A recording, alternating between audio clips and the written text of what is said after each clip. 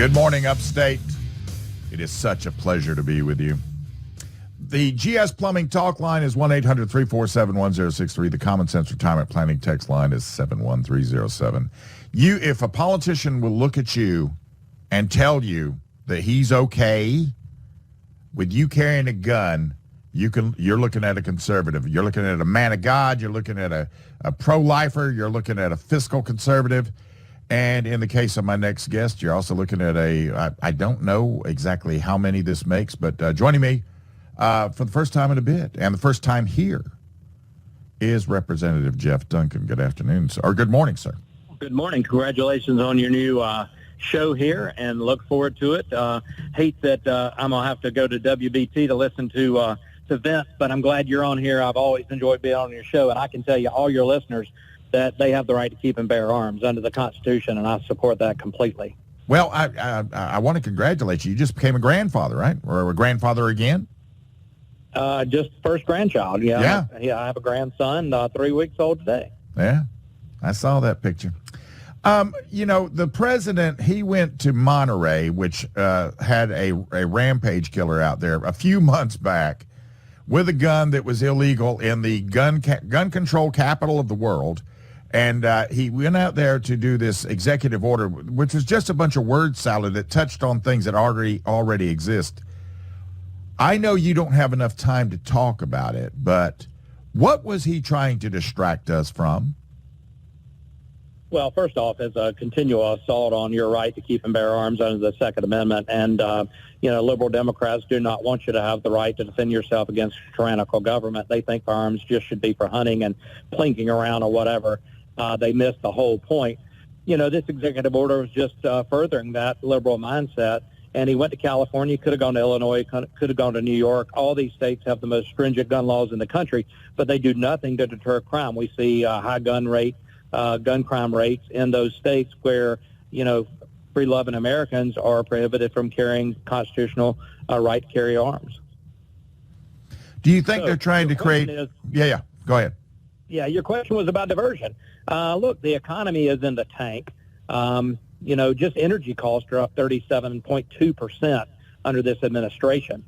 He doesn't want you to be focused on the fact that you have less money in your pocket to buy the basic essentials and provide for your family. He doesn't want to show that, China is our greatest enemy and we've got to shore up supply chains here. He doesn't want us to look at all the failures of this Biden administration, whether it's the banking issue that we're experiencing or whether it's high inflation rates and less money in your pocket. They're just another distraction, and they focus on firearms. What's it going to take, you think, within the House and within the Senate among the Republican Party to get enough people that think the way you think to actually get in there and fight the fight versus seemingly be satisfied with the status quo? I think the majority of Republicans I serve with in the House believe in the Second Amendment. They believe in the right to keep and bear arms, and they push back against their states, even in blue states.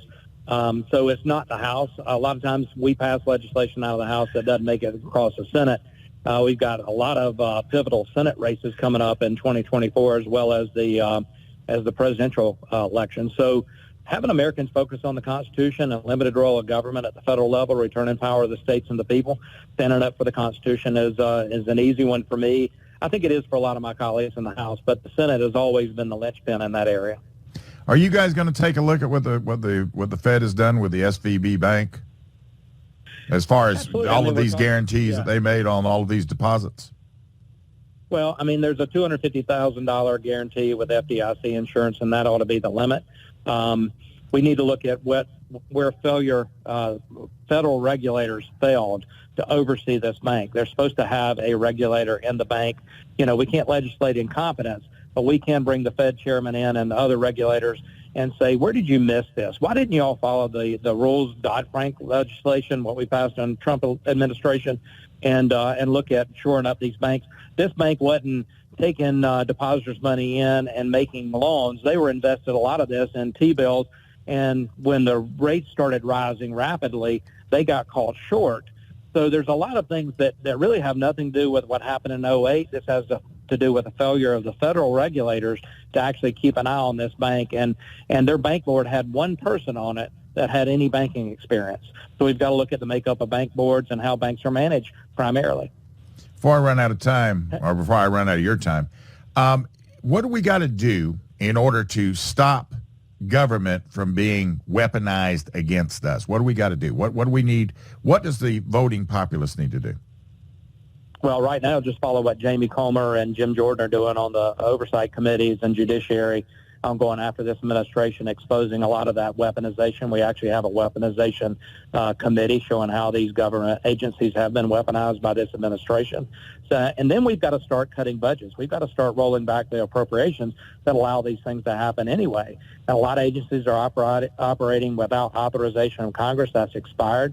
We've got to look at the authorizations and the appropriations and start cutting the budgets, limit the personnel, and start really getting a handle of the size and scope of government. Government's too large, and we see them use their agencies to go after, whether it's Waters of the U.S. with EPA or with the ATF and these gun legislation, or gun executive orders, rather, that we see happening. We need to go after all the agencies and shrink the size and scope of government first and foremost.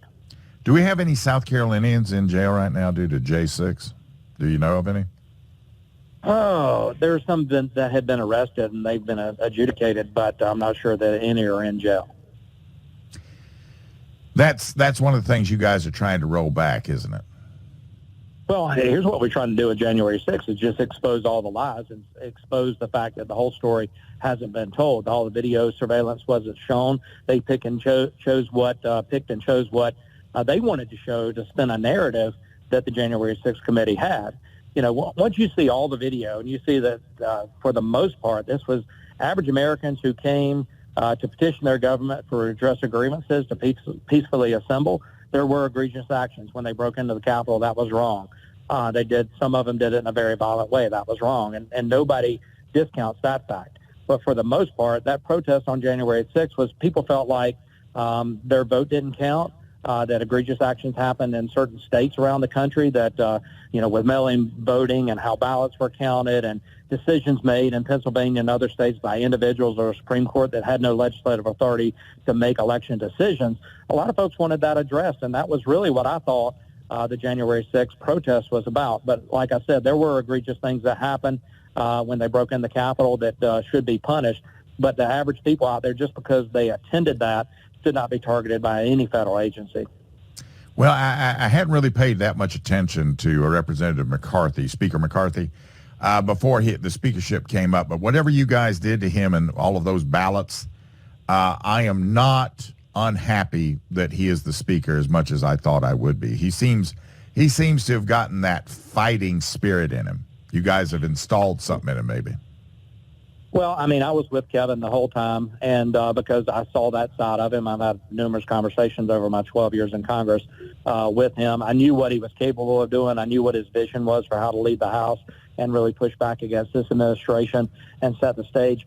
He has been not a pleasant surprise. He hasn't surprised me, but he's been a pleasant surprise for so many people across the country that he's actually doing what he told the American people we would do in the commitment to America.